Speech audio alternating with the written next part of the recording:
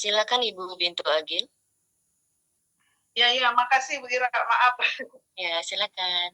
Tapi yang saya tanyakan, apakah dalam melakukan meditasi ini bisa nggak dilakukan di tempat rame? Maksudnya kalau kita lagi nunggu antrian dokter rumah sakit kan lama tuh Ustaz, sampai 1 jam lebih, 2 jam. Apakah bisa? Atau kalau kita batal wudhu, kita harus berwudhu lagi? Terima kasih. Iya, secara singkat tentu bisa dan harus bisa. Harus latihan, harus bisa. Sehingga pikiran kita nggak kemana-mana. Kita zikir tawakal, atau zikir la ilaha illallah, zikir salawat. Di tempat ramai harus kita laksanakan. Supaya kita pikiran nggak kemana-mana, insya Allah. Begitu. Kemudian juga masalah wudhu. Dengan mudah wudhu kita. Wudhu kita nggak seperti wudhu mereka. Kita dengan air seperempat gelas sudah cukup. Ya. Nanti kalau wanita itu jangan sampai kelihatan auratnya ketika buka hijab, ketika mengusap kepala. Dengan mudah. Ketika kita sangat sulit misalnya, karena tidak ada tempat wudhu, tidak ada WC, tidak ada yang lain, ya kita niat dalam hati saja, ya kita niat nanti kalau dapat air, ada depan kita berwudhu. Jadi wudhu diusahakan harus terus-menerus dan kita berusaha mencari air dan tempat. Air bisa lebih banyak di mana-mana. Air sedikit sudah cukup. Tinggal tempatnya, terutama untuk perempuan, untuk laki-laki lebih mudah lagi. Jangan sampai kita tekad kita kurang untuk tetap selalu dalam keadaan suci dan berwudu. Disebutkan bahwa jika tersebut dengan meditasi bisa dilaksanakan di mana saja. Di tempat ramai, di pasar, di rumah sakit, di terminal bisa dilaksanakan. Dan kita perlu latihan untuk ke hari itu insya Allah. Itu Bu secara singkat jawabannya. Baik Pak Ustadz, terima kasih. Lanjut Bu Ira, terima kasih. Sama-sama. Ya, sama-sama Bu Bintu Agil. Terima kasih untuk pertanyaannya. Silakan Ibu Sumarni mau bertanya. Baik, terima kasih atas kesempatan yang diberikan Bu Ira. Ya, Assalamualaikum warahmatullahi wabarakatuh. Waalaikumsalam warahmatullahi wabarakatuh. Afwan ini Ustadz, mengawali daripada pertanyaan saya. Pertama, secara pribadi, saya berharap dan mohon Ustadz, doa atau Ustadz, mudah-mudahan kami pribadi bisa senantiasa konsisten menjalankan meditasi tauhidi ini dengan baik Ustadz. Insya Allah, amin. Alhamdulillah, meditasi tauhidi ini secara pribadi saya rasakan betul sangat bermanfaat Ustaz dalam kehidupan pribadi Ustaz, terkhusus saya. Banyak hal, tapi mungkin ini masih sebagian kecil atau baru sedikit Ustaz. Kalau menurut takaran yang lebih tinggi lagi, yang jelas saya rasakan alhamdulillah ada manfaat, terutama dengan apa yang Ustaz tadi jelaskan bahwa mencapai lebih ketenangan, lebih tenang, kemudian sifat menerima kondisi apa dari luar diri kita itu ada, dan mungkin dari saya pribadi Ustaz, saya tidak tahu nantinya menurut Ustaz gimana, apakah itu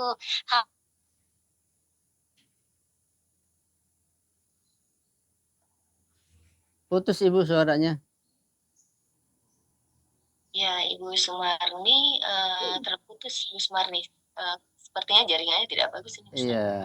Karena di sini tidak ada respon untuk mic-nya, tidak bergerak. Iya. Sementara nanti kita sambil menunggu Bu Sumarni, silakan Pak Muhammad Rajab ingin bertanya, langsung saja. Oh ya, terima kasih banyak.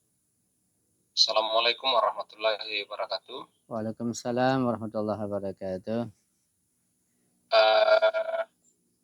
Mungkin kalau pelajaran selama ini Ustadz sudah ada, kalau dalam agama atau Islam itu kita ada akidah, ada syariat, ada akhlak, atau ada iman, amal, ada irfan, ada fikih. Bagi saya untuk istilah meditasi tauhid ini sesuatu yang baru. baru pertama kali saya dengar ketika berinteraksi di forum ini. Dan setelah mendengarkan penjelasan di bagian ketiga tadi bahwa ini adalah kalau tauhid adalah akarnya, maka ini adalah penyerapan air melalui akar itu. Nah, saya ingin mungkin mendengarkan penjelasan dari Ustadz bagaimana kedudukan meditasi tauhid ini di tengah pembagian dan pengelompokan ilmu Islam selama ini terkait dengan itu. Meditasi tauhidi di tengah pengelompokan ilmu-ilmu Islam. Misalnya ada akidah, ada syariat, ada akhlak, ya tiba-tiba muncul meditasi tauhidi. Ini kedudukannya di mana, bagaimana, seperti apa. Kalau kita hubungkan dengan yang apa ada selama ini, mungkin ini lebih dekat-dekat ke irfan dan ini mungkin disebut sebagai tasawuf. Apakah memang para ulama irfan di Iran itu mengamalkan atau menyebut ada istilah meditasi tauhidi seperti ini, atau ini hanya pengembangan supaya lebih mudah dipahami oleh para pelaku spiritualitas di Indonesia? Mungkin itu Ustaz untuk penjelasan nih. Makasih banyak. Assalamualaikum warahmatullahi wabarakatuh. Waalaikumsalam warahmatullahi wabarakatuh. Ya. Pertama ingin sampaikan pada antum Bapak Rajab ya, bahwa teh obat itu sudah naikkan ke antum 3 hari yang lalu. Mungkin akan sampai 5 hari katanya. Insya Allah kalau sampai nanti antum mengkabarkan ke ana dan akan kasih tahu tata cara minumnya insya Allah. Kemudian tentang soal antum sangat bagus. Tentu tidak mungkin menjawab secara detail, tapi global saja. Pertama ingin sampaikan bahwa pada masa Rasulullah itu belum ada klasifikasi ilmu pengetahuan. Yang ada ya Islam, ya Rasulullah, yaitu Al-Quran. Udah itu saja. Tapi seiring dengan perkembangan zaman, kemajuan, maka mulai pelan-pelan ada pembagian ilmu. Ada klasifikasi ilmu pengetahuan. Mulai ada ilmu hadis, ada ilmu tafsir, terus berkembang. Nanti berikutnya semakin majunya zaman, makin berkembang, makin bertambah pengetahuan itu. Ada ilmu mantik lagi, ada ilmu filsafat, ada macam-macam ilmu. Kemudian maju lagi sampai sekarang sudah puluhan istilah pengetahuan yang bercabang. Yang pada dasarnya dulu tidak ada. Itu berkembang karena perkembangan zaman, karena majunya zaman. Itu yang pertama, ya jelas ya. Yang kedua ingin saya katakan bahwa meditasi tauhid ini bukan cabang pengetahuan, bukan. Ini hanya istilah. Yang kedua tadi yang itu bilang itu untuk memudahkan kita dalam mempraktikkan berbagai pengetahuan. Istilahnya atau mudahnya begini, ya, bahwa meditasi tauhid itu upaya dan usaha untuk mengamalkan semua pengetahuan Islam. Itu singkatnya. Apa ilmu Islam itu? Ya ada akidah, ada akhlak, ada fikih, ada tafsir, ada filsafat, ada irfan, ada syariat, hakikat. Semuanya itu diramu jadi satu pada titik pengamalannya, pada titik amaliyahnya, atau pada tahapan praktisnya terkumpul pada meditasi tauhidi. Itu gampangnya begitu. Ya, bukan cabang pengetahuan, hanya merangkum semua pengetahuan dalam Islam, dirangkum untuk pada titik pengamalannya begitu. Dan di Hauja atau di Iran atau di manapun, ya tentu ulama dari sisi pengamalan mengamalkan pasti dan membimbing. Tidak ada ulama yang tidak membimbing. Ya, misalnya orang sampai ke tingkatan Imam Khomeini, sampai ke tingkatan Rahbah, sampai ke tingkatan para Ayatollah Qadhi, Syekh Bejat, itu ada yang bimbing. Ada yang bimbing, dikasih zikirnya, dikasih wiridnya, dikasih semua dibimbing.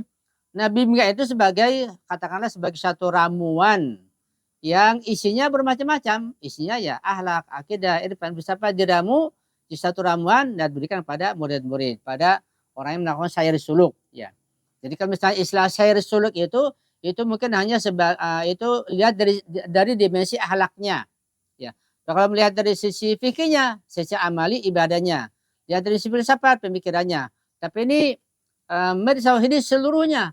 Bahkan nanti kita akan juga mempelajari bagaimana kita menjaga kesehatan tubuh kita, jantung kita, bagaimana kita melakukan pernapasan, olahraganya, bagaimana kita bisa misalnya melakukan mengobati kesurupan atau menghindarinya. Jadi semuanya kita gabung, ya, kita rambut jadi satu pada istilah meditasi tauhidi.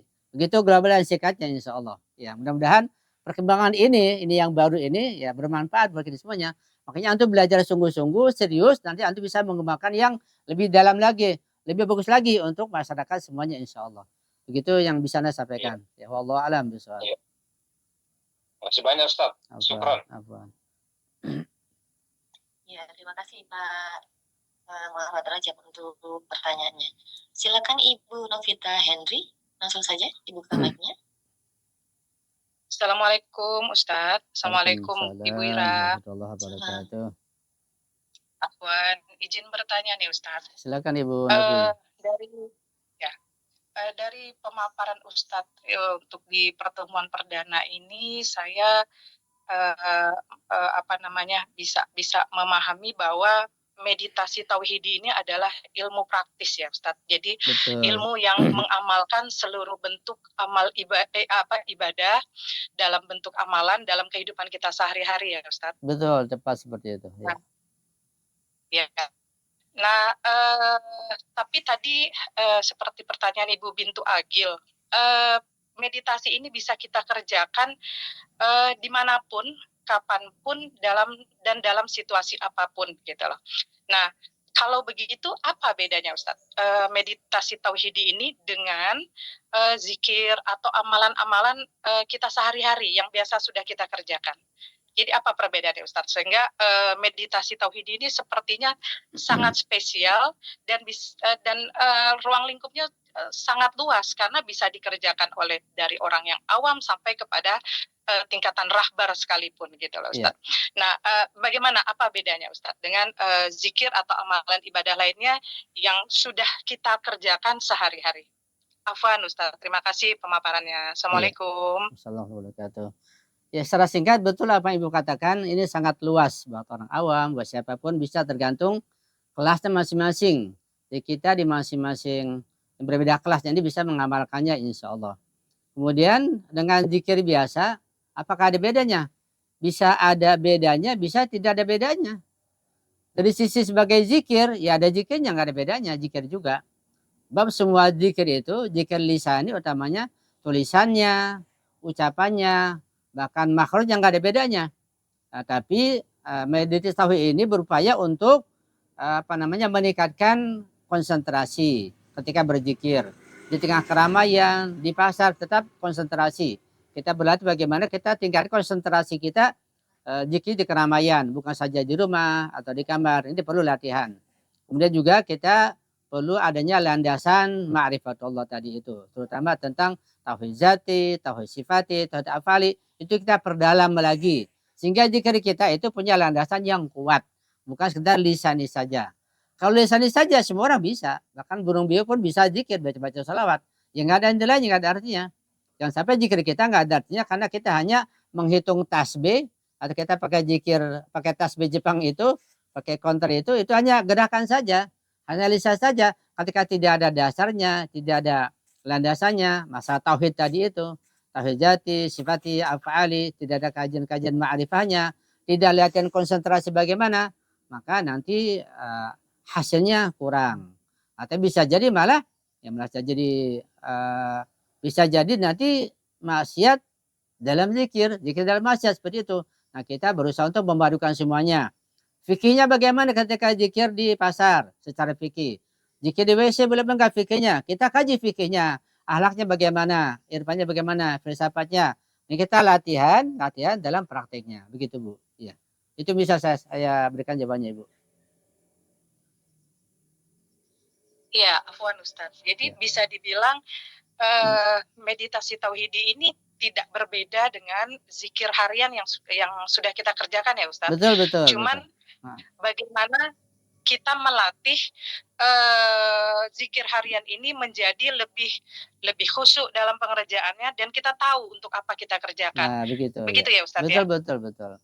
Jadi kita mengenal tujuan dari setiap amal ibadah atau ucapan-ucapan, doa-doa maupun lafaz yang kita ucapkan. Jadi bukan hanya sekedar dari lafaz di mulut, tapi ada makrifatnya di dalam hati. Nah, seperti begitu. Itu Ustadz ya. Betul, tepat seperti itu. Karena sesuatu yang kita baca itu Al-Quran sekalipun, kalau kita baca selewatan, sekalipun dengan fasih, suara bagus, tanpa perenungan, tanpa tuma'anah dan tafsirnya, nilainya sangat sedikit. Nah, kita apa yang kita baca Al-Quran sekalipun sedikit dengan pemahaman yang mendalam. Doa-doa yang kita baca, apalagi doa-doa Imam Sajjad, Masya Allah. Doa-doa Imam Husain, doa Arafah, luar biasa. Jangan sampai kita baca doa-doa seperti itu hanya selewatan saja. Hanya menangis dengan perasaan karena kita kumpul. Tapi bukan menangis karena ma'rifah. Itu berbeda. Nah, kita dalam zikir tauhid ini kita juga berusaha memahami doa-doa yang kita baca. Nah, sekiranya kan doa juga lautan. Sekiranya kita pelajari doa saja tanpa yang lain, umur kita tidak akan cukup. Nah, kita akan mengarah ke sana walaupun mungkin setetes dari lautan kita akan pelajari perlahan-lahan insya Allah. Seperti itu, Bu. Nah, Ustadz, jadi intinya kita seperti memakrifat setiap zikir maupun amalan yang kita kerjakan ya Ustadz, sehingga iya. akan menimbulkan yang paling dasar mungkin khusyuk. Kemudian baru kita naik ke tingkatan bahwa kita paham apa yang kita baca, apa yang kita ucapkan itu menjadi satu makrifat yang tujuannya nanti sebagai makrifatullah. Seperti itu tuh ya Ustadz ya. Betul. Nanti akhirnya adalah ketenangan sejati, ketentraman sejati, harapan yang sejati, harapan terakhir yaitu ridho Allah, surganya Allah insya Allah. Kesana kita mengarah insya Allah bersama-sama. Minimal kita dapat kenyamanan dalam menjalankan zikir atau ibadah itu ya Ustadz ya. Itu kan yang paling minimal mungkin buat kitanya, ada efek pada diri kita sendiri ya, dengan apa yang kita kerjakan. Mungkin itu ya Ustadz. Betul. Kenyamanan dan kenyamanan dan ketentraman batin, bukan kenyamanan ketentraman yang sifatnya sementara ya, tapi sifatnya permanen insya Allah. Alhamdulillah. Nah, Ustadz paham sekali. Insya Allah mudah-mudahan Ustadz bisa bimbing kami semua ya Ustadz ya. Ya, sama-sama kita saling membimbing insya Allah. Saya pun masih belajar, saya pun masih berjalan pelan-pelan insya Allah. Nah, Ustadz. Assalamualaikum. Waalaikumsalam. Terima kasih untuk pertanyaan Ibu Novita. Ustadz ya Bu Sumarni, karena tadi ada yang raise hand lebih awal, saya mengikuti urutan lebih awal ya Bu Sumarni, nanti saya kasih giliran untuk Bu Sumarni. Baik, makasih banyak. Iya, tadi Bu Sumarni mau bertanya ya, karena terputus ya. Iya. Iya. Ya, nanti bisa tunggu sebentar Bu Sumarni. Baik Bu Ira. Ya. Ustadz menyambung pertanyaan Ibu Novita, Ustadz. Memang kita mengamalkan setiap hari untuk zikir tawakal ini seperti yang Ustadz sarankan di kita untuk mengamalkannya di sholat lail, Ustadz. Nah, mengenai sholat lail ini kan waktunya itu kita mengikuti kesiapan kita ya Ustadz ya. Jadi bisa waktunya itu memang kalau kita memang sudah meningkat, kita bisa rutin di tengah malam gitu atau menjelang subuh. Nah, kalau memang kita ada sesuatu yang melelahkan dan kita tidak bisa bangun di sebelum subuh atau pas setelah subuh atau sebelum tengah malam, itu kita lakukan untuk sholat lail itu masih bisa ya Ustaz? Bisa Bu, ya bisa dibolehkan. Ya. Nah, kalau misalnya setelah subuh Ustaz, misalnya pas waktu jam-jam 8 pagi gitu kan, kita teruskan karena kita bangunnya subuh, sholat subuh, terus kita langsung amalan sampai jam 8 pagi kita baru melakukan sholat lail itu niatnya memang niatnya tidak perlu yang Ustaz jelaskan, pernah kita pelajari juga, niat memang kita tidak perlu kita sebutkan, tapi hanya dalam hati. Tapi itu kita bilangnya qada atau kita memang niat untuk sholat sunnah tahajud? Iya, secara singkat bahwa disebut at-tahajud atau sholatul lail, sholat malam hari atau qiyamul lail, bangun malam hari, itu dilaksanakan di malam hari. Dan malam itu terjadi mulai maghrib atau hilangnya benda merah timur sampai subuh. Ketika sebelum maghrib belum malam, masih siang. Ketika sudah subuh bukan lagi malam, sudah lewat, namanya siang. Nah, ketika sudah subuh berarti sholat malamnya bukan adaan, bukan diwaktukan pada waktunya, tapi qadhaan. Karena itu ketika sudah lewat waktunya, ya sudah subuh belum sholat malam, setelah subuh mau sholat malam, niatnya qadha, bukan adaan. Niat mengqadha. Dan mengqadha itu kata Syekh Bejat, pertama lebih afdal daripada sholat di awal malam. Artinya seseorang yang yakin atau sulit bangun malam karena capek, karena sakit, karena minum obat, karena halang di perjalanan, yakin nggak bisa bangun di sepertiga malam, nggak bisa melaksanakan tepat waktunya, maka dibolehkan sholat malam di awal malam. Jam 8, 9 boleh, nggak apa-apa, dibolehkan. Cuma kata Syekh Bejat, mana lebih afdal antara sholat malam di awal malam dengan mengkodoknya nanti di lain waktu. Kata Syekh Bejat, afdalnya adalah, juga kata ulama ya, afdalnya adalah mengkodoknya. Jadi gak usah sholat di awal malam, ya barangkali bisa di sepertiga malam. Kalau lewat, maka kita mengkodoknya setelah lewat subuh. Yang pertama. Yang kedua, afdal mana mengkodok sholat malam di pagi hari atau di lain waktu? Nah, kata Syekh Bejat, mengkodok sholat malam yang afdal di sore hari. Itu misalnya mendekati maghrib, misalnya 4:30, jam 5 begitu. Itu yang afdal. Jadi kalau ada waktu nanti di sore hari, maka kodoknya di sore hari, jangan di pagi hari. Kecuali misalnya yakin di sore hari nggak mungkin ada waktu juga, ya kerjakan di pagi hari. Gitu pertimbangannya. Jelas ya insya Allah. Jadi niatnya kodok bukan ada kalau sudah lewat subuhnya. Ya. Ya, baik. Berarti tadi yang menyambung pertanyaan Ibu Novita, untuk mengafdolkan waktu itu berarti sesuai dengan yang Ustadz sarankan ya. Kita harus coba dari di sholat lail itu dulu ya Ustadz ya. Baru Iya, kita setelah kita bukan awal sih, maksudnya beriringan sih Ustadz. Maksudnya yang lebih afdol untuk kita sendiri itu kita mulai dari zikir biasa sholat lain yang seperti Ustaz sarankan, juga dengan setiap waktu ya Ustaz, seperti yang tadi Ustaz dari penjelasan Iya, oleh kepada Ibu Novita ya, seperti Iya. itu ya Ustaz ya. Iya, Bu. Ya. Silakan Ibu Santi mau bertanya langsung saja.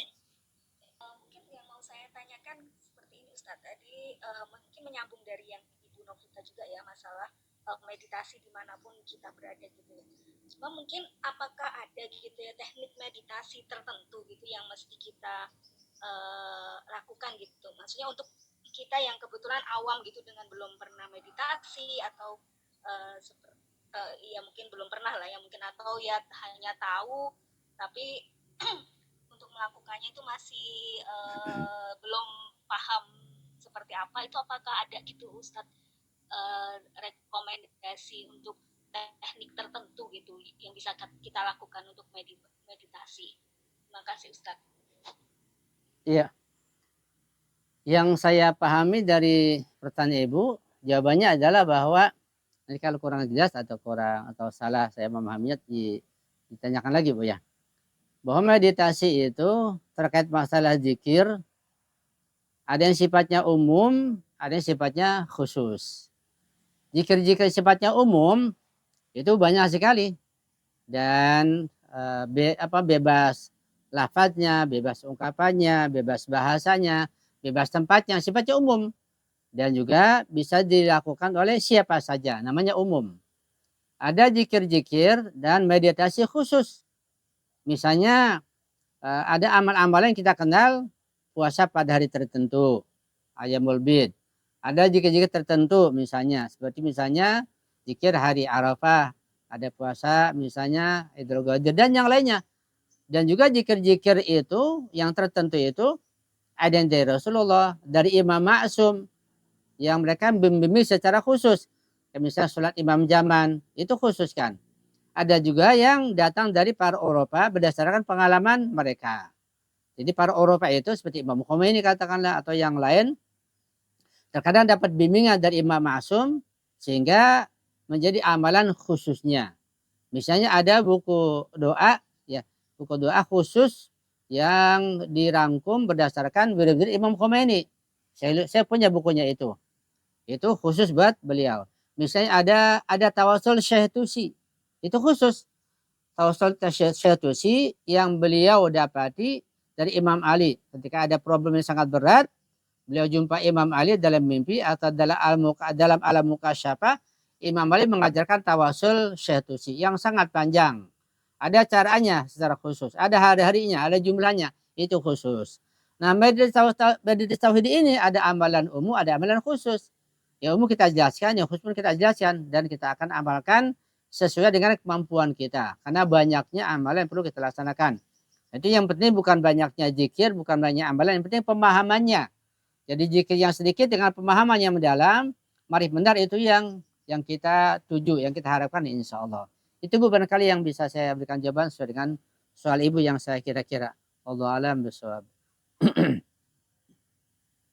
Nah, iya tadi Ibu Santi, apakah ada triknya Ustadz untuk bisa Ada ya. mudah? Ada insya Allah. Ya.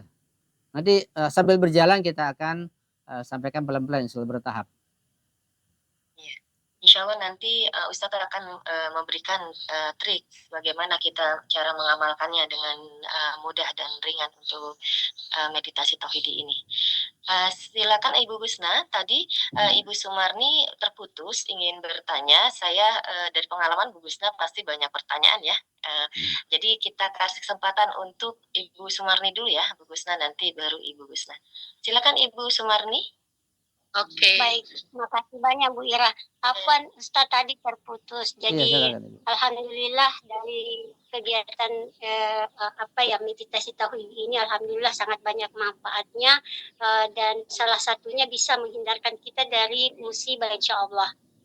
Pertanyaan saya Ustadz bahwa karena sampai hari ini belum bisa setiap malam Ustadz sholat tahajudnya, meditasi untuk sholat tahajud. Tadi alhamdulillah ada bayangan tadi, ternyata bisa dikodo di pagi harinya. Iya, bisa. Nah, cuma maksudnya begitu, anggaplah setelah selesai sholat tahajudnya di 4 rakaat pertama Ustadz 2 kali salam gitu. Kan saya ada baca buku itu Ustadz, alhamdulillah saya selesai tamat 1 buku itu tentang sholat tahajud. Cuma di dalam sholat tahajud itu yang dibaca untuk 8 rakaat 8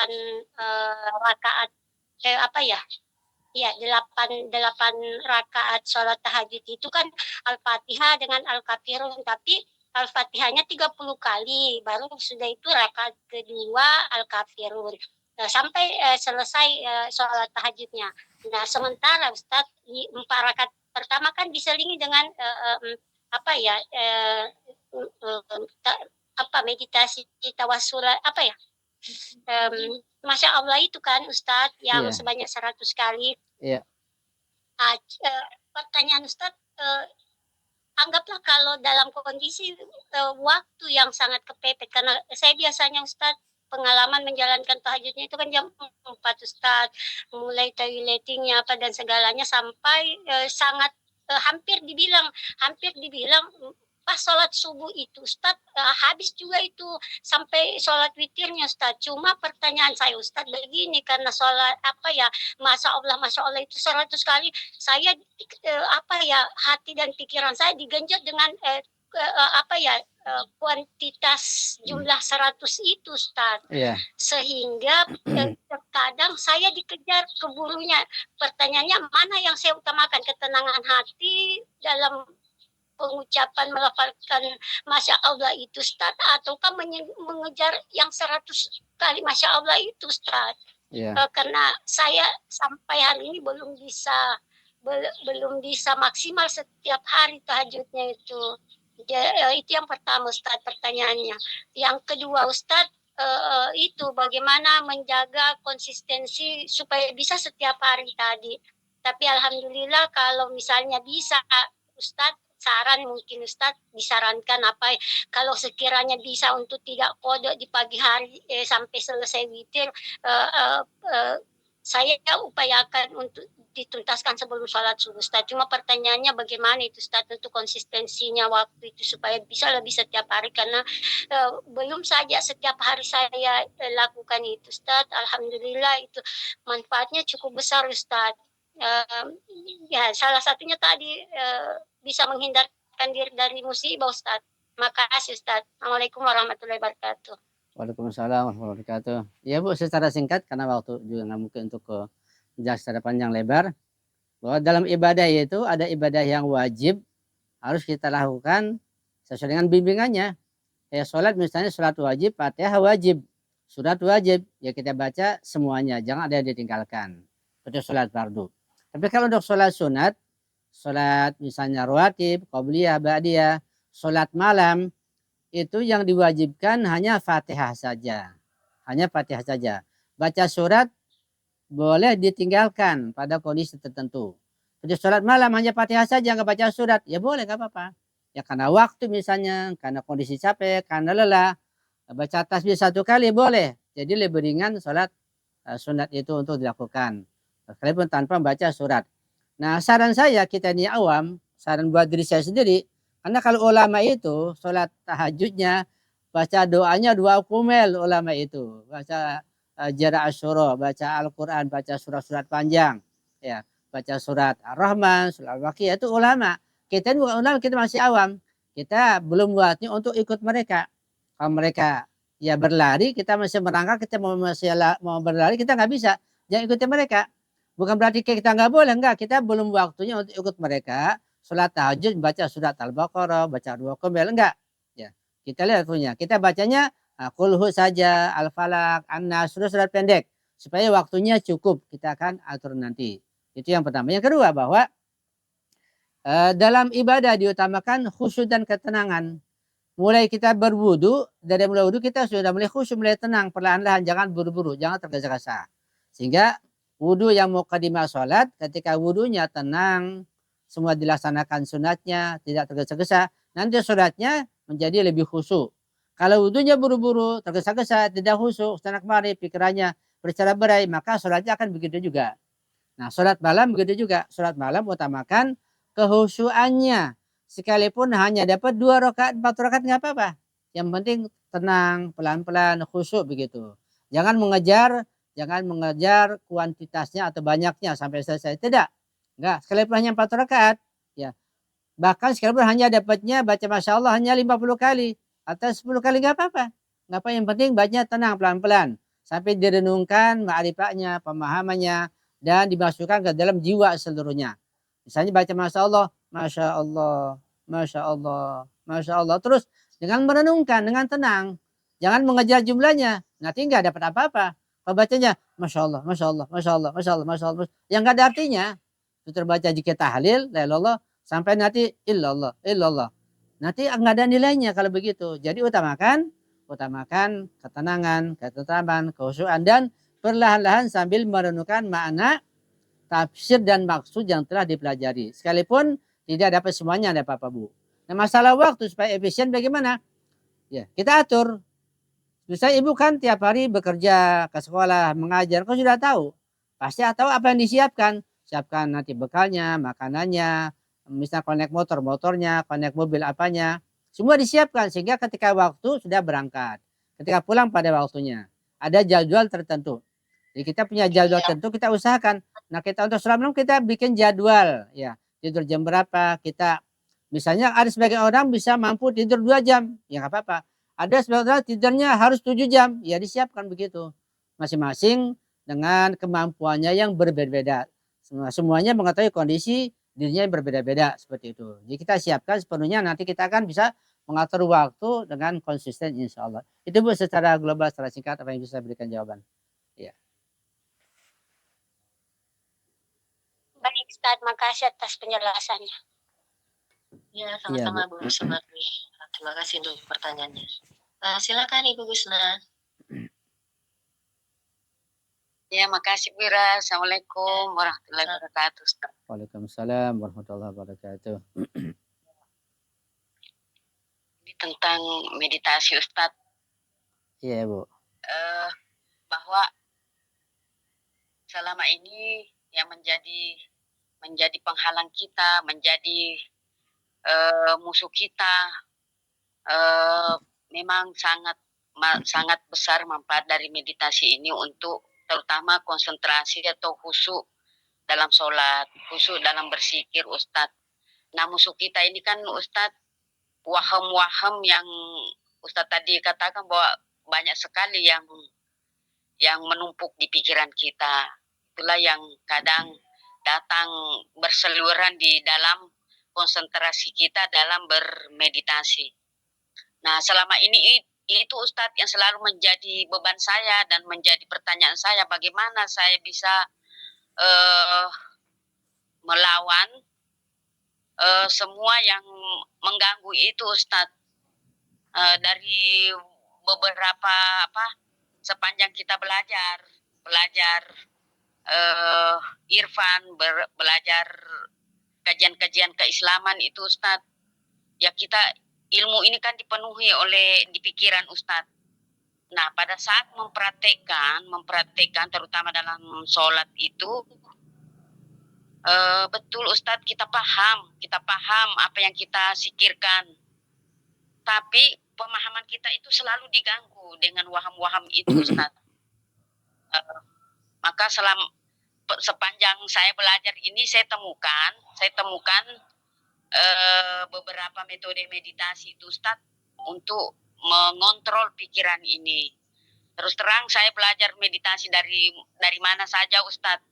Nah yang saya temukan paling berpengaruh di konsentrasi saya itu yaitu dengan konsentrasi di nafas Ustadz.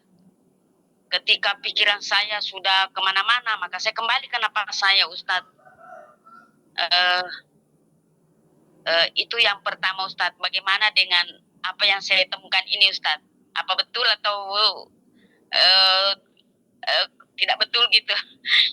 Terus yang kedua Ustadz, terkadang kita ini kan terlalu bernafsu gitu dengan amalan-amalan. Saya sadari itu Ustadz. Setiap apa yang saya baca, apa yang saya terima, amalan-amalan, itu saya sangat bernafsu untuk melakukannya. Tapi kan kualitasnya ini yang sangat-sangat masih minim Ustadz. Jadi kadang saya bilang, ya Allah, saya ini seperti rutinitas saja melakukan amalan ini. Tapi kualitasnya kok masih seperti ini gitu. Jadi itulah yang selalu berkecamuk dalam diri saya. Ya Allah, bagaimana supaya saya ini kualitasnya hanya Allah yang tahu gitu loh Ustaz. Dan saya tahu diri saya, kualitas saya. Karena ya itu tadi waham-waham yang selalu datang berseliweran itu. Nah, bagaimana efektifnya, bagaimana metodenya Ustadz supaya kita ini meminimalisir gangguan-gangguan dalam bermeditasi atau bersikir atau ya seperti itulah Ustadz. Makasih Ustadz. Assalamualaikum. Waalaikumsalam warahmatullahi wabarakatuh. Ya, ini soalnya sangat singkat, tapi jawabannya perlu jawaban yang panjang dan mendalam. Jadi saya singkat, mudah-mudahan bisa bermanfaat bagi kita semuanya. Untuk bisa mencapai ketingkatan fokus yang lebih dalam lagi, atau konsentrasi, atau khusyuk katakanlah. Jadi secara lahiriah hampir sama antara konsentrasi, fokus, khusyuk, dan seterusnya. Untuk khusyuk punya istilah yang sangat dalam. Untuk mencapai itu semuanya tentu banyak hal yang perlu dilakukan, yang dilaksanakan. Bukan satu dua hal saja, semua harus dilaksanakan. Ya, langkah-langkahnya adalah pertama, ya terkait masalah pikiran kita ini, menyingkirkan berbagai macam waham atau hayalan atau pikiran. Tentu ini usaha yang sangat sulit memang untuk kita lakukan. Tapi ada upaya-upaya yang perlu kita laksanakan, kita upayakan secara beragam, bukan satu dua yang kita laksanakan, tapi beragam. Semua kita laksanakan. Yang pertama adalah pikiran kita atau akal kita ini, otak kita harus kita isi dengan ma'rifatullah. Itu yang paling mendasar. Dengan akidah yang benar. Ya, kita dalami akidah dari alif sampai iya. Dari A sampai Z. Dari tauhid sampai kepada masalah ma'ad. Itu kita dalami. Otak kita penuhi dengan ma'rifat tersebut. Sehingga kalau otak kita, akal kita penuhi dengan ma'rifat tersebut, nanti yang lain akan tersingkir. Pikiran-pikiran yang lain akan menjadi nomor dua begitu. Itu perlu. Karena kalau tidak, nanti pikiran kita konsentrasi ke masalah politik, masalah peperangan, masalah apa, kita nggak bisa konsentrasi. Nah, kita akan nanti kajian-kajian akidah akan dikalahkan. Enggak, kalau kita misalnya konsentrasi lebih banyak kepada masalah akidah, ma'rifatullah, nanti yang lain akan menjadi berdoa, menjadi tersingkir. Itu langkah yang paling mendasar. Itu mengkaji ma'rifatullah. Ya. Kemudian juga ilmu-ilmu yang lain kita pelajari. Ilmu akhlaknya, ilmu fikihnya, kita paham dengan baik. Kemudian ilmu tafsirnya. Singkatnya bahwa ilmu-ilmu ini harus selalu di benak kita. Dan yang harus selalu terngiang di benak kita adalah ayat-ayat Al-Quran. Bukan saja hafalannya, tapi maknanya. Misalnya kalau kita selalu zikir Al-Fatihah atau zikir surat Qul-Hulah. Kita membaca Qul Huwallahu Ahad saja, surat Al-Ikhlas itu, sambil kita menurunkan maknanya, mana huwa itu apa, mana Allah apa, mana ahad apa, kita renungkan terus, kita ulang-ulang. Ya. Sehingga nanti pikiran-pikiran yang lain, pikiran materi, pikiran masalah uang, pikiran dunia akan tersingkir. Kita konsentrasi ke situ. Itu untuk melatih agar kita dapat menyingkir waham-waham. Karena waham nggak bisa disingkirkan kecuali dengan mengisi sesuatu, dia akan terusir. Begitu. Jadi cara mengosongkan pikiran kita itu bukan mengosongkan dulu langsung, enggak. Dengan cara mengisi otomatis dia akan keluar, mengusir dengan cara seperti itu. Dengan cara mengkaji, pelajari, mendalami, memahami akidah, ma'rifatullah dan lain sebagainya. Itu cara-cara yang sifatnya ruhani, sifatnya ma'nawiyah, sifatnya non materi. Ada cara-cara sifatnya fisikal, secara fisik dan jasmani dengan pernapasan. Itu sifatnya fisik. Jadi kita tarik napas, itu hanya fisik saja, itu pun membantu, tapi sifatnya sesaat, sifatnya sebentar. Ya, kalau tidak dibantu dengan pemahaman rohani tadi itu, maka napas hanya sifatnya sekilas, sebentar dan tidak berbekas lama. Ya, napas perlu, konsentrasi napas, tarik napas perlu, tapi sifatnya sesaat dan sebentar, tidak lama. Itu diperlukan ketika untuk menenangkan batin, misalnya untuk melancarkan peredaran darah, untuk jantung memompa darah lebih cepat lagi, agar oksigen masuk lebih banyak ke semua anggota tubuh kita. Itu dengan pernapasan seperti itu sangat efektif. Walaupun buat para urafa, para ulama itu nggak perlu. Ya. Buat kita sangat perlu. Kita perlu latihan pernapasan, tujuannya agar jantung kita lebih sehat, bisa memompa darah ke semua tubuh, oksigen kita ambil masuk semuanya, nanti akan datang dari situ perlahan ketenangan, ketentraman dari sisi fisik. Dan buat kita fisik dulu, sehat dulu, baru ke maknawiyah. Kalau fisik kita nggak sehat, kita nggak bisa sholat malam, nggak bisa puasa, nggak bisa ibadah. Itu buat kita, buat ulama nggak begitu. Itu kita perlu latihan pernapasan. Dan latihan pernapasan yang saya ajarkan pada teman-teman itu tentu beda dengan yang ada di YouTube, nggak sama. Karena pernapasan yang saya ajarkan berkaitan masalah mengolah meditasi, mengolah tenaga dalam. Dan itu sulit kalau tidak offline pernapasan itu. Sangat sulit ya, karena adanya gerakan-gerakan. Ya, adanya juga waktu tertentu. Yang bagaimana cara kita menyedot atau menghirup oksigen dari pepohonan dan seterusnya, itu perlu latihan. Jadi singkatnya bahwa untuk mencapai konsentrasi, ketenangan dengan pernapasan itu perlu. Orang mengangkat barbel atau konsentrasi misalnya mau maraton, mau lari, lomba lari. Atau mau bawa mobil dengan cepat. Tarik napas dulu, konsentrasi, itu membantu. Itu buat kita. Tapi juga untuk masalah ibadah, kayak sholat dan yang lainnya, masalah zikir dan yang lainnya, itu perlu adanya gerakan-gerakan ruhani. Kayak tadi itu, yaitu kita berusaha untuk mengisinya akal kita ini dengan akidah, dengan ma'rifatullah. Sehingga nanti waham itu akan terusir. Itu Bu mungkin secara sekilas. Adapun masalah yang lain, masalah misalnya tentang ketika kita mendengar tawaran-tawaran zikir, khasiatnya misalnya, pahalanya, kita tertarik. Nah, kita jangan seperti itu. Kita tingkatkan kesadaran dari kita. Ya, kita jangan dulu tertarik dengan tawaran zikir karena melihat pahalanya, melihat khasiatnya. Nah, kita harus dulu memperhatikan ya kandungannya, maknanya, tafsirnya dan seterusnya. Dan nanti kita tidak tertarik kepada pahalanya atau ganjarannya. Kalau kita paham tentang ma'rifatullahnya dan lain sebagainya. Kita hanya bertujuan pada ridho Allah. Sehingga semua zikir yang kita lakukan nanti, insya Allah perlahan-lahan tujuan utamanya adalah ridho Allah. Ya bukan saja surga, bahkan ridho Allah. Sehingga kalau tujuan kita adalah ridho Allah, maka tujuan materinya, ingin kaya, ingin dapat duit, ingin keuntungan, ingin sembuh, itu nomor 2, itu nomor belakangan. Yang penting ridho Allah. Nah kalau ini kita capai, sekalipun yang kita inginkan tidak tercapai, ini akan mendatangkan kebahagiaan. Misalnya segini contohnya, karena panjang bahasanya. Contohnya kita baca zikir Masya Allah atau zikir La ilaha illallah. Dari sisi tauhidnya, sisi akidahnya, fikih, ahlaknya sudah kita pahami. Zikir La ilaha illallah sudah kita pahami. Dan ketika kita membaca, kita menentukan makna dan tafsirannya. Dari sisi tujuan, kita hanya bertujuan ingin mencapai ridho Allah. Ya Allah, saya baca ke zikir ini, mau di jalan, mau di pasar, mau di rumah, ingin engkau ridho pada saya. Itu tujuannya. Kalau sudah itu dicapai, nanti yang lain ketika tidak tercapai, ingin keuntungan, ingin uang, ingin sukses tercapai, sudah dapat ridho Allah, itu sudah segar-galanya dan tidak akan kecewa. Tapi kalau tujuan kita baca zikir, ingin kaya, ingin dapat uang, ingin meraih keuntungan, ingin sukses, nggak berhasil, akan kecewa. Siwak pada Allah. Dan ridho Allah nggak bisa dicapai.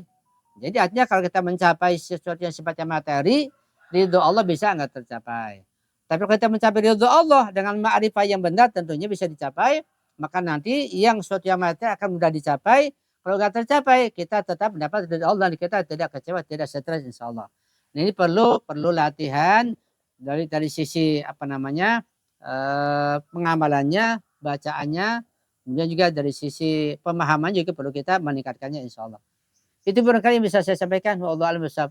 Ya, mudah-mudahan bisa menambah wawasan kita adanya pertemuan semacam ini insya Allah. Kalau ada yang kurang bisa tanyakan lagi, Ibu.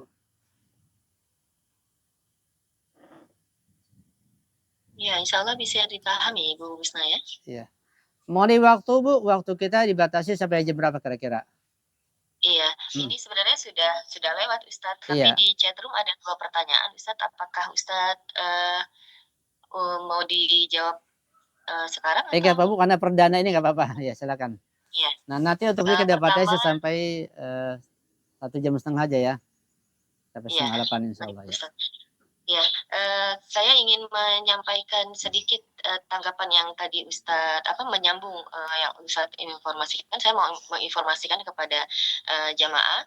Sebenarnya Majelis Ilmu Insan Cahaya ini Ustadz kalau mengikuti dari awal kajian kita memang ada kajian akidah, kajian akhlak, kajian fikih dan kajian akhlak yang mana Ustadz sudah menyusunnya. Yang Ustadz jelaskan tadi itu sebenarnya sudah Ustadz berikan di kajian-kajian tentang akidah yang ma'rifatullah juga yang saat ini sudah kita ke tema nubuah. Untuk di Majelis Ilmu Cahaya ini Ustadz memberikan penjelasan atau pemaparannya yang terkait dengan yang tujuannya ke meditasi tauhidi ini. Jika yang bergabung dari awal di Majelis Ilmu kembali apa yang sudah Ustadz ajarkan, terutama di fikih yaitu tentang bagaimana cara wudhu yang benar menurut ajaran Ahlul Bait.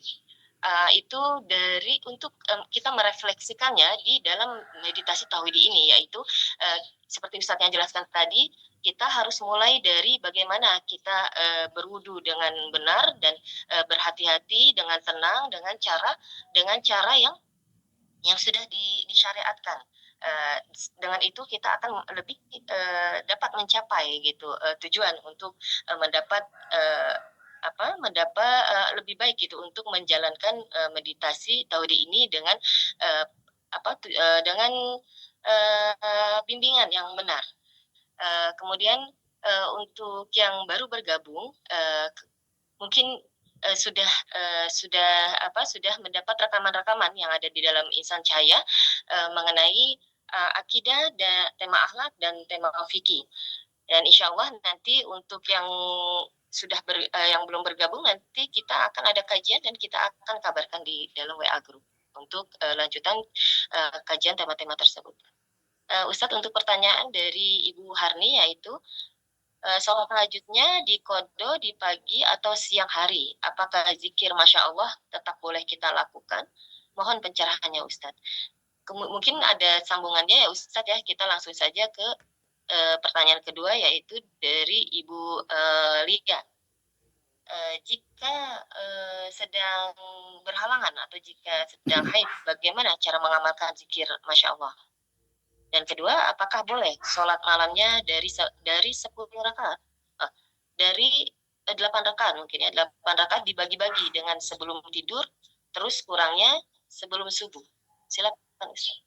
Iya. Yang pertama bahwa tentang sholat malam itu, ya, itu tadi sudah dijelaskan bahwa diqadha di siang hari. Dan ketika mengqadha sholat malam, boleh juga mengqadha zikirnya sekalian, zikir Masya Allah, ya nggak apa-apa. Jadi boleh mengqadha sholat malam, sekalian juga zikir Masya Allah diqadha sekalian. Kemudian juga tadi sudah dijelaskan bahwa mengqadha itu lebih baik kalau di sore hari. Nah, kemudian zikir Masya Allah itu zikir tawakal, sekalipun sudah diamalkan pada malam hari, boleh dibaca di siang hari. Boleh ketika sujud, ketika duduk, ketika di jalanan, ketika di mobil, ketika di pasar, boleh diamalkan. Bebas. Jadi enggak terbatas pada malam hari saja.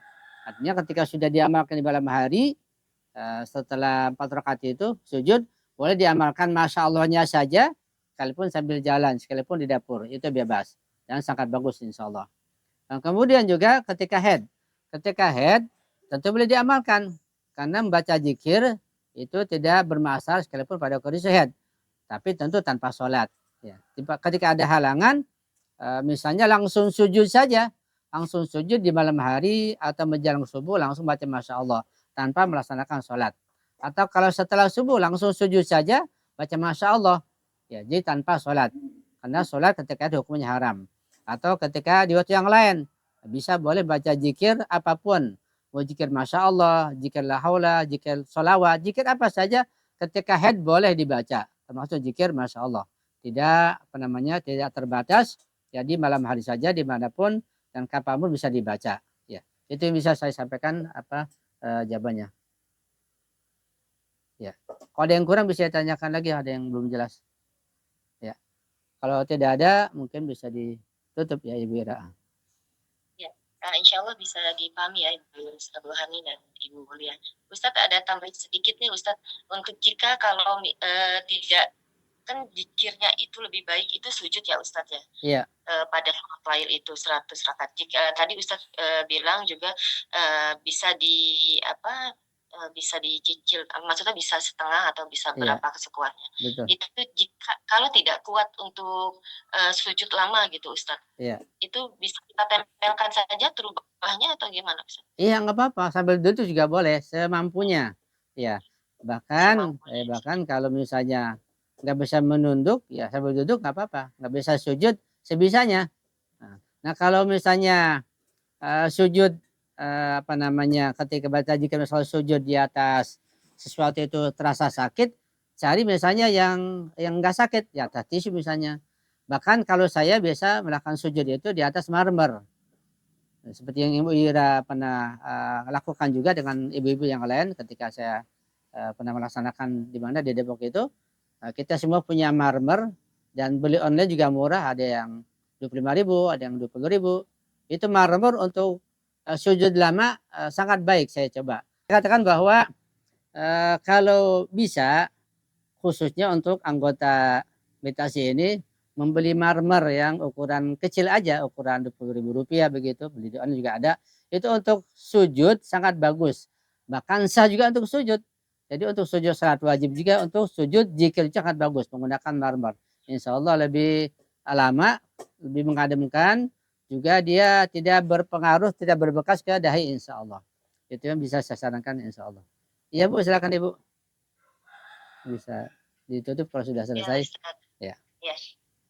Ya, terima kasih sekali lagi kepada Ustadz Ahmad Marzuki Amin yang sudah menyediakan waktunya di pagi hari ini, juga semua kepada jamaah, dan insya Allah kajian perdana ini membawa kita lebih paham mengenai meditasi tauhid ini yang Ustadz berikan, dan kita berterima kasih sekali kepada Ustadz. Saya mewakili semua jamaah terima kasih kepada Ustadz karena Ustadz bersedia untuk membimbing kami untuk lebih meningkatkan keimanan kami dan lebih meningkatkan ma'rifatullah kami semua. Dan insya Allah Ustadz diberikan kesehatan secara lahir dan batin, juga mohon doa untuk kami semua biar kami istiqomah untuk menjalankannya Ustadz. Oh ini marmer di haram. Oh ya. Bu Gusna nanti kalau mau nanti kita chat aja ya, kita japri saja untuk marmer itu bisa di Tokped atau di Shopee ada untuk pembelian marmer potong-potongan. Ya Ustadz, silakan Ustadz kalau memang masih ada kesimpulan diberikan, silakan Ustadz ditutup dengan doa juga Ustadz. Silakan Ustadz. Iya. Terakhir bahwa yang ingin saya sampaikan bahwa pertama kita ini berjalan sama-sama semuanya, karena saya pun masih belajar, saya masih belum ke tingkatan ulama. Kita berjalan sama-sama, saling membagi insya Allah. Yang kedua, tentang meditasi ini banyak yang perlu dilakukan, dipelajari dan dipahami, sangat banyak sekali.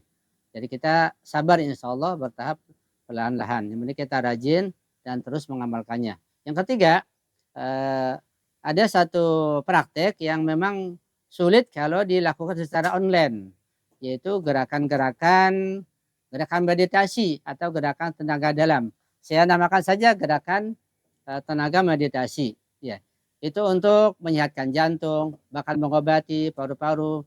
Tujuannya untuk mempercepat mengalirkan darah di semua otot urat kita dan memasukkan oksigen yang kita hirup ini, sehingga jantung kita sehat, paru-paru sehat, dan kita tetap sehat insya Allah. Dan itu perlu latihan. Ya, karena ada gerakan-gerakan dasar untuk mengarah ke situ. Nanti insya Allah kalau saya pulang ke Depok, bagi yang dekat bisa ke sana, bisa latihan. Tapi yang jauh, sebisa mungkin nanti saya akan berikan pengarahan lewat video barangkali. Ya, mudah-mudahan ya kita juga sehat lahiriah, sehat badan kita, juga sehat batin kita insya Allah. Ya mudah-mudahan Allah memberikan kita kemudahan untuk usaha ini semuanya. Yang kita tuju insya Allah semuanya Allah ridha Allah subhanahu wa ta'ala. Nah, saya mohon doanya selalu dan mohon maaf atas segala kesalahan dan kekurangan, dan juga doakan istri agar tetap sehat insya Allah. Dari sini sampai di sini Bu, mohon maaf sekali lagi saya akhiri. Assalamualaikum warahmatullahi wabarakatuh. Waalaikumsalam. Terima kasih.